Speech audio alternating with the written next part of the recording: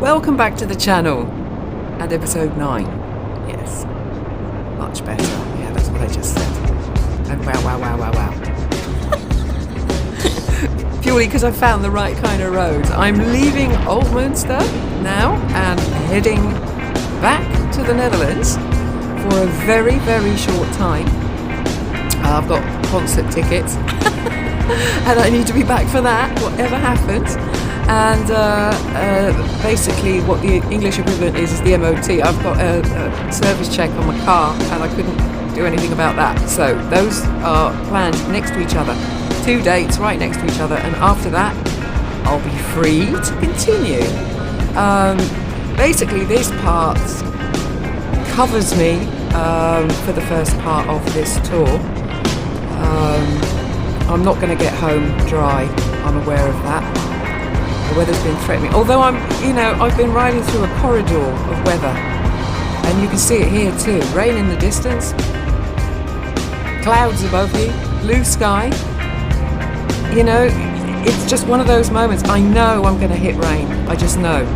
But as long as it's going well, it's going well. But it's threatening all the time.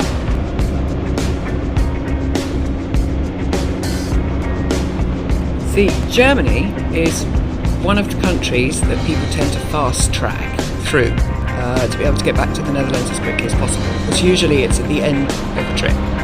Germany normally isn't the place that people are actually going to. Unfortunately, thousands of people do. But the motor people are heading for the mountains, and that means from the Netherlands you have to, you don't have to go that far. It depends what you're looking for. But, the Netherlands is so flat. People are looking for anything other than long, straight roads. You want to see something different than what you see on a daily basis. And Germany has got a bit of everything, really. At the moment, obviously, I'm right down in the south of Germany, heading north. I'm heading towards Regensburg. And then further north up towards Frankfurt, Fulda, and after that a little piece of Winterberg, and then back to the Netherlands. So I'm going to be stopping another couple of times in Germany. Most people that I know don't. They literally, once they hit Germany, it's like go until they get home. If they can do it in a day or 2 days, they will. Nobody seems to see Germany as part of the trip. And you see amazing things here, Stop for coffee now and again, check the navigation, make sure you're okay. This was a petrol stop, it's actually a petrol station. Stop for coffee. Love the tractor. The difference is obviously I'm not riding the motorways. So my enjoyment is still continuing from, Austria, from Slovenia, from Croatia. This is an extension of the kind of roads I just purely love to ride.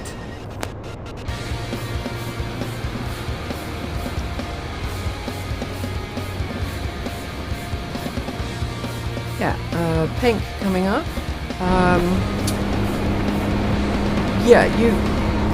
To be honest, my route is never planned, that, not really. General direction is. And it's just amazing what you see from the road. Look at that. Look at this. That's probably 1,000 years old or older. Just sat there, comfortably at the side of the road, watching the world go past. Some of these buildings just amaze me.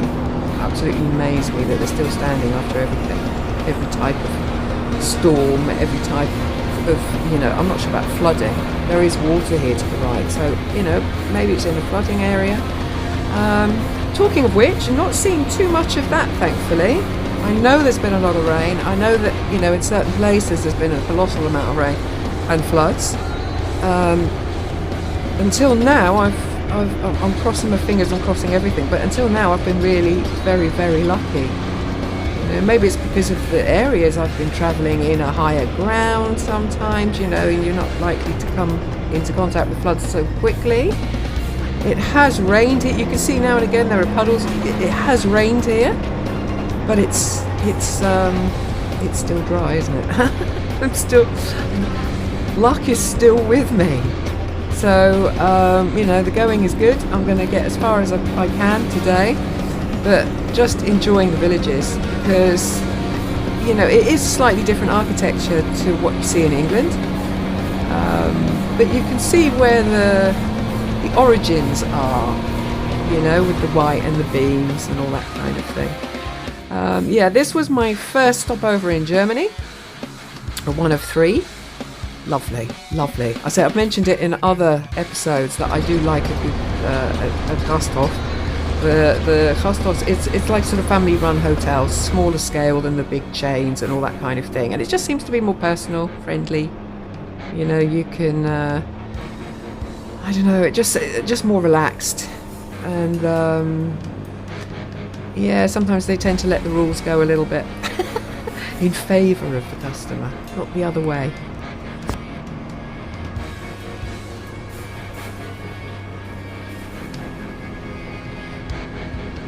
Yeah, I've found a couple of good roads and really enjoying the route, to be honest. I mean, I'm not seeing much traffic. The weather is still with me, and yeah, I don't know, I just got a kind of good feeling about today.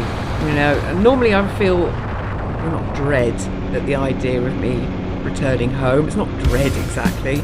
It's just the fact that you know that the tour's over, and you know, it's just like any last day of the holiday. You know, some people are rushing to get home.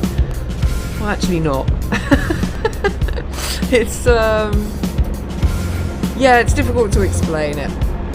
However, I believe this to be Regensburg, close to the Danube, which I believe to be now crossing. Very high water, so you can see the water levels are very high, so it wouldn't surprise me if they've had flooding in this area too. Thankfully not seeing any yet, so fingers crossed that it stays that way.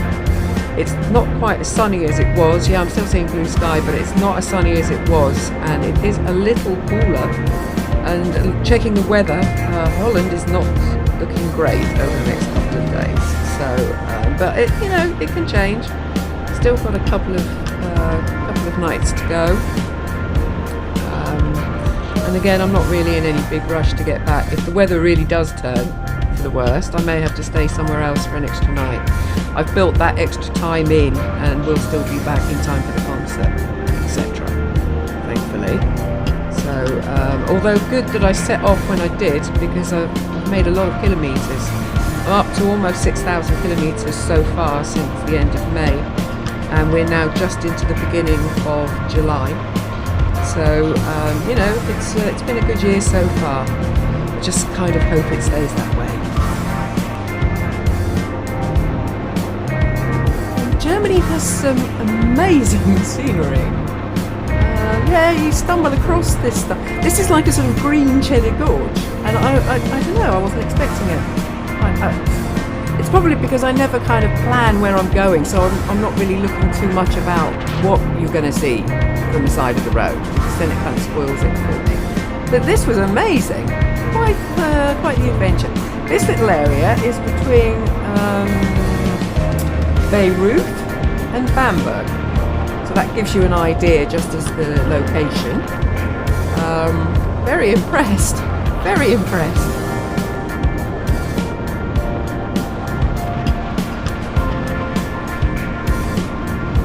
So I say I've been to the Grossglockner event 3 times now in Austria, 3 years after each other, and I've never seen this before. And that's the thing, isn't it? If you sit on a motorway anywhere, you bypass all the best stuff. I wouldn't have seen any of this on the motorway. You know, I've said it so often, and yet people just don't see this as part of the trip. All they want to do is get home. So it's on the throttle, and it's go for it until they can see their own street, you know? And look what you'd be missing. I'm really impressed with this little area. I had no idea that you would get this far north, I guess. I suppose that's what it is. You know, most people think you have to go all the way to Austria, or you have to go in, you know, some other direction, maybe Scotland or Scandinavia, to get that kind of landscape, you know? But I found a place in Fulda, which is just above Frankfurt, and the view, look at this. you were up high. I realised obviously that I was going up higher ground. The whole route getting there was pretty much uphill. And then you get there and you see what the view is from the top. This was a cloister. As you know, you can read more about it, but look at this place. And it wasn't expensive. It was a last minute thing. Again, literally, I just decided, I think it was around 5 o'clock, to book something, and you had to be there by 6 because the reception would close. And but what a place, what an experience. Glad I did that, even though it was just for one night. Again, I only have one other stop, and it's literally, it was just before the Dutch border. I had a really long, wet riding day, and I just couldn't face another 200 kilometres in the rain, so I decided to stop over, hoping that the weather would be better the next day, which it was, firstly, and then it all changed again. So this, again, you can see the puddles. I just got absolutely soaked and figured I'd stop for coffee. Found a tree even. Here it doesn't look too bad, but it was crazy rain, absolutely crazy rain. So I stopped for coffee in what felt like a birdhouse. Talking of birds, saw lots of that. I think that was a kite. I'm not sure. Don't know for sure. Not a big bird expert, but something that big. It wasn't an eagle, but it was huge. So anyway, heading back now. There is, I say, only one accommodation left, my last official accommodation of this tour. And again, it was a last minute in a little village not far from where I stopped again for petrol. That's a constant in my life. What a place that was as well. It was cosy, traditional. They had a restaurant and a bar. They had a terrace outside, and I got lucky because there was a band playing. They had some kind of festival going on, and so I was able to sit outside for most of the evening, as it was a gorgeous evening, although it had rained on me most of the day. But yeah, hey, this was about the last sun or dry weather that I see. This is Winterberg, a little piece of Winterberg anyway, and about an hour after this I go over the Dutch border and it starts to rain, and it literally does not stop. I get home and it stops about 20 minutes literally after I get home. This is, I think it's called Mutissi. What a lovely little place. Food was great. I said the ambience in the restaurant, fantastic. Very old building. Oh yeah, number 3 again. The trees. The trees haunt me. It's a long story.